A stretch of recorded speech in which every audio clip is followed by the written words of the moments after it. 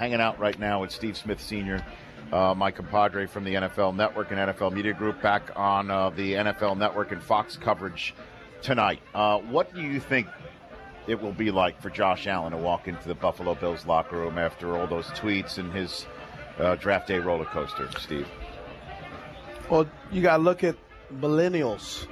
Things are different now. Social media is such a huge part of their lives. They want to be influencers. They want to be brands and all that stuff. So the new guys understand that. The older guys are, retiring. They're moving on. Mm-hmm. So I think someone's going to want to have a conversation with him, maybe want to ask him what content, why, how. And then when you look at some of the tweets, some of them are just songs. It's the song lyrics. Not saying it's okay, but at the same time, when you have that type of music, those type of words that everyone listens to, all shapes, sizes, color, creed, race, and he tweeted it. Probably shouldn't have, obviously, yes. Mm-hmm. But, it's no different than a black guy doing it, Really, you shouldn't do it either way, but that's what it is. Just speaking as a dad, right? I'm not saying that because the color of his skin he shouldn't. I'm just saying that's not what you're supposed to put out there socially anyway. So would you suggest to him that he address it first thing, like call people, everyone around? It just depends, because you also don't want to come across fake. Well, I'm sure he wants to put it to bed right away. But here's the thing. Once something's out, people are going to always say something. I work with you guys, and I'm on the show. We do the Good Morning, good game day morning. Yep. I'm on the East Coast team, and I still hear after it's been 10 years since I've had my incident. Someone always says something. What about a fight? Yes. Oh, no one was sucker punched today, so it was a good day for Steve Smith on TV. People are going to say stuff. I love when I see, someone says, watching this show, Steve is awful. Where are you watching it, buddy? Yeah. Right? So that's just kind of how it goes. Well, I mean, that's one thing of us being in the public eye, right? I'm talking about inside his locker room, his teammates. They're going to have conversations, but they're also going to. Who does he know who to have a conversation with? Like LaShawn go up to him or something? They may come up to him. Then they're going to feel him out too to see what kind of kid he is. Uh-huh. A good friend of mine who I won't name, he grew up. He was non-African American. Grew up with African American dudes. Mm-hmm. And the groups he was with used the N-word. We got around him. We looked at him and said, hey, bro. We said, nah. Because he was using it because he was ingrained to use it, is what you were saying? Yes. Okay, so you basically told him what time it actually was? No, I didn't personally, but the story came. He was somewhere else. He said it, and they were playing dominoes. And two of the dudes at the domino table stood up. And one of the other guys was like, he doesn't know any better. And so they had to have a conversation with him. Mm-hmm. It's like, hey, bro, you can't – that's unacceptable, Wow. I mean, I don't mean to laugh, but those things happen, and it's living life. So then do you think – because let's put it this way. I didn't want to say this yesterday. I think it needs to be said, though, now that we are 24 hours past it, and he's on a team, and now we're in the stage of him having to deal with the after effects. If somebody had this information in his or her possession on a team and made a reporter aware of what's going on at the right time, and it's not the reporter's fault, this is information and this is definitely newsworthy material. Yep. If they specifically from a team having this information because they vetted Josh Allen and handed off like, you know what, we haven't seen this information out there, and we're sitting there at, say, in the teens, and maybe we can get him. Let's get it out there. If that happens, don't you think the league should punish a team for doing something like that? Sometimes I'm a player. I played a long time. Mm-hmm. If you ain't cheating, you ain't trying. You love that. I do love that. That's your philosophy. I tell you this. My wife is not the same shade of me. Mm-hmm. My kids are interracial. Mm-hmm. My boys look like me. My daughter, my little princess, looks like my wife. I specifically have had conversations with my daughter. When she gets her hair pressed out, she's beautiful, all that stuff. We tell her. I've told her multiple times. The way you look, there are certain things that just can't come out your mouth, sweetheart, because of the way you look. It's not going to be accepted. It's not going to be perceived. You're going to be seen, not what the race of your father is, but what the race of your mother is. So you got to be very careful around certain folks. How old is she? She's 16, and she understands that. Mm-hmm. And that's the facts. That is living life. And knowing how I've been around you for a long time and know how you are and how close you are with your family and your wife, what did you make of the news that John Dorsey said he did not share with his wife, the information he was choosing first overall? That means he was keeping that tight lip. Would that fly in the Smith household? That's why you only said hours before, so it doesn't. Yeah. It has no residual effect. Okay, no residual effect. Yeah, but Steve, maybe he should have told her so she could have talked him out of it. Because those were not some good picks. You know what I mean? Whatever. Okay, let's take a break. We're back in 60 seconds with Steve Smith. I want to hit on Lamar Jackson, and you've made some notes about some of your thoughts about the first round of the NFL draft. 844-204-RICH. Those on hold, stay on hold. Well, you're going to take your calls before Jim Brown arrives here on the Rich Eisen Show, live from the NFL Experience. Dez Bryant may not be the only target that Cowboys quarterback Dak Prescott loses this offseason. Jason Witten, the perennial All-Pro tight end, may be joining Monday Night Football's broadcast crew as a lead analyst. According to multiple reports, the Cowboys tight end plans to meet today with team owner Jerry Jones before making his decision to retire final. And, of course, he would retire and then begin his broadcasting career this fall. 49ers have traded offensive tackle Trent Brown to the New England Patriots. Also a trade between the Steelers and the Raiders. Martavis Bryant headed from Pittsburgh to Oakland in exchange for a third-round pick. And last night, Saquon Barkley, the Penn State running back, was selected second overall by the New York Giants.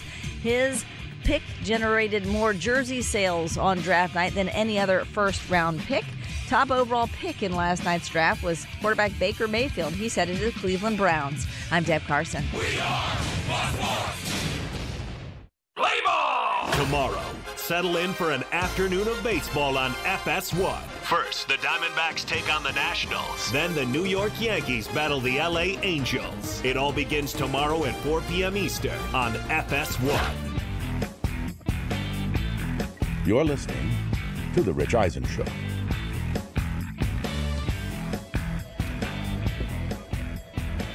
Welcome back to the Rich Eisen Show. We're here with Steve Smith Sr., another segment with him before we then head into AT&T Stadium for the NFL Draft.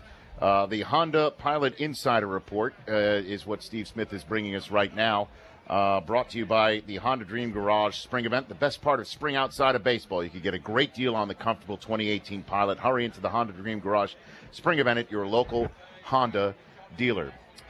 Lamar Jackson's drafting in Baltimore. Yeah. Many people say that's the end of Flacco, he's done. Or they say that he's going to be done at some point in the near future. I think that the Ravens have done the right thing. They've done their due diligence. They went and got a very talented player with a huge upside who might be, who knows, he could be the next Deshaun Watson. They can get him in there and he could start lighting it up. You never know. But I think that they're going to have Flacco start this season. And they're going to be a team that, despite them saying he's a quarterback, will have, since they are points challenged, will have no choice but to have a Lamar Jackson package and put that in front of him. Would you agree with that? Absolutely. You can't have that nice luxury car sitting in the garage on a nice sunny day. You got to take that thing out for a spin. Standing there in a helmet and pads because he insists on being a quarterback, and that's an interesting thing is that if he even let people know, indicated I'd be willing to have a package, don't you think he might even have been drafted higher last night, or no? No, teams they go through this process and they love and hate guys based on their needs, and sometimes people don't understand best available. And the need gets fickled in the draft. What the Baltimore Ravens did with Lamar Jackson, they said, like every other team does. We have an older player, may not be performing to the expectation that we would like. And when that time comes, let's start to be ready and have a guy step in line. They do it with wide receivers every year. They do it with linebackers. They do it with guards and tackles, running backs, tight ends. I can go through a plethora. I can go through all 22 positions. They do it every year. We have 7 rounds. They're not just – teams don't pick just one need and then they just kind of, randomly. It's all strategic. You know, there's the bad teams that play checkers. The great teams continuously play chess year in and year out. It's interesting. I hear that all the time. Marshall, Michael, anybody that's not been a quarterback. Why do they treat quarterbacks differently? Why is it such a problem when there's competition there? So what do you think Flacco's thinking this morning, knowing him as well as you do? Well, he's not. His facial expression is not going to change because he's cool. He's cool Joe. Right. But I mean, the temples, he understands what's at stake, and that whole organization understands what's at stake because they are not. This is an organization before a couple of years ago. They were making the playoffs every year. They were in the hunt. They were being considered a team that you need to be concerned about. Now they are not that team anymore. Pittsburgh has become that team. New England is that team. Now the question is, who is that next team? Looks like Minnesota. Just all these different teams are starting to present themselves as viable playoff potential teams. And the Baltimore Ravens have slid, and they want to get back there. What I believe is interesting is what I tried to talk about last night is Eric DeCosta is becoming a GM, a new set of eyes. When a new head coach comes in, you can guarantee that he brings in his guys for his philosophy, what he wants. And that's what Eric is going to do. He's going to bring in a guy that sets him up, Ozzie, and sets Ozzie up to do well, but also Eric to have success to moving forward as the GM. You don't just say, hey, you don't take your ball and run, right? You leave it. You get a new tube and, wash off the sports court and do it up and make sure that you are setting it up for the next guy to be successful. Do you think there's any chance, Steve Smith, that Lamar Jackson, when placed with a 10-play package where he's in shotgun and does an RPO or where he's out wide, that he looks at that and says, I'm a quarterback, no thanks? Do you think is there any chance of that happening? I think it depends on the play. I've had plays where they've asked me in multiple teams, multiple offense coordinators, and they say, hey, we want you to run up and line up at running back. For what? I'm a wideout. Throw me the ball. Yeah, don't line me up at. But you're Steve Smith. Yeah, though. But I'm just telling you, him not running a 40 says, look, I'm a quarterback. I don't want you to know how fast I am, because then you're going to get the idea of putting me in a position that I don't want to play. Understand, but I mean, we just agreed that they need to have. You can't have a Ferrari in the garage, as you said, on a nice sunny day. So, but you don't put that Ferrari in a NASCAR race either, right? So what do? You put him in you let him play quarterback.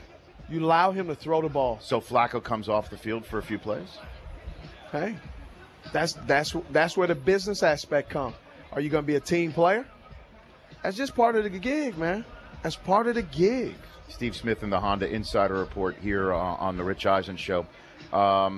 Okay, you've written down some notes right there. Yep. What left out of you from the first round? So Peter said there's going to be some teams that may get some quarterbacks in the second, third round. Tonight. There have been so many great defensive players that the offensive players are getting really pushed down. Yeah, that happened last night. And so Detroit has a quarterback. He's pretty good, but he's getting older. You got a new head coach. He's going to want somebody to at least look at and say, hey, what happens if that hand acts up again? What happens if he gets hurt? Okay? So you think the Lions might look for a quarterback tonight? I'm saying 50-50. If they get a guy that they've looked at as possibly, why not? Mm-hmm. It's not going to hurt anything. Mm-hmm. I mean, it doesn't hurt when the stock's down to throw some money in there and get it while it's down, is it? Okay. Who else? Chargers. Isn't that amazing? Last night, Eli, Big Ben, and Phillip Rivers all dodged the bullet, but Flacco did not. I know. Okay. Interesting. Pittsburgh. Right. Pittsburgh. So there's Big Ben. You think they go quarterback tonight potentially? I think so. Okay. New England, obviously. That makes sense. Yeah. I'm hesitant to say this, but I want to say Go for it, Steve Smith. I believe they love him. But I wouldn't be surprised Yes. if possibly AT&T gets somebody just in case. The Dallas Cowboys. Woo! Possibly. Why not? Why do you make you think that? Here's why. Starting quarterbacks, when you have a good quarterback, Yes. it's hard to find. That's why people were pulling down their pants to get these quarterbacks in the draft, right? Selling all kind of stuff, rims. Yeah. You know, it was like going to the barbershop in the hood. They were selling everything at discount. To get a guy, the next guy, and there's some next guys in there that you can look at. If you draft a guy in the second or third round and he doesn't pan out as a quarterback, what does it hurt? Nothing. It wasn't like he was going to play tomorrow anyway. Mm-hmm. But say he is there and something happens and you go, a la Tom Brady. It's the National Football League. Somebody's going to trip on a rock and get hurt. That's just what happens. Before I let you go, Steve, let's be good corporate people. On the NFL Network, only games 2 and 3 of Thursday Night Football before Fox simulcasts with the NFL Network. There's two Thursday Night Football games on the NFL Network to kick off the 2018 season. I want you to tell me your best guess who the starting quarterbacks in this game are going to be. Week 2, Thursday Night Football. Yes. So 4 days after Week 1, Sunday is over. Ravens at Bengals. Who are the starting quarterbacks in that game? Joe Flacco. Okay. And Dalton. Yeah, Dalton until something. Yeah, okay, but it will be Exactly. So it will be Flacco in Week 2 of that game. It's going to be Flacco throughout this whole year. Okay. Flacco is the starting quarterback. So you don't think there could be a moment where in the No. in training camp and preseason they're like, that made them pause and make a move? No. Okay. What it's going to do? The same thing that happened with Alex. We like what we see. Keep letting them develop. Okay. Week 3, Jets at Browns.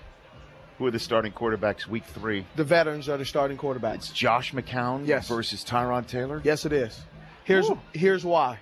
Okay. Josh is a really good friend of mine. Josh is everything I'm not. Josh is very sociable. Josh makes me question why I'm not as sociable, so he just has that. He's just awesome. Like, he's one of those guys you walk in, you're like, man, I need to be more like Josh, right? Josh is awesome. Josh is a mentor. Josh will give you everything. Josh will give you the shirt on his back. He's a great coach. He was offense coordinator back at the high school up there in Charlotte. He's a great guy. He's going to mentor him and give him everything he has because that's who Josh is. But he's not ready right now to Baker Mayfield to be that guy, okay? And you have to be very careful to throw a kid in there and because becomes deer in headlights. And when you get a guy deer in headlights, it's hard to change that. So Tyrod is going to coach Tyrod will coach him up. Tyrod's a great guy too. Okay. The one unique thing about Tyrod that I love watching Tyrod when I was in Baltimore, he worked his butt off. What he was at Virginia Tech was a scrambling quarterback, right? He threw the ball pretty good.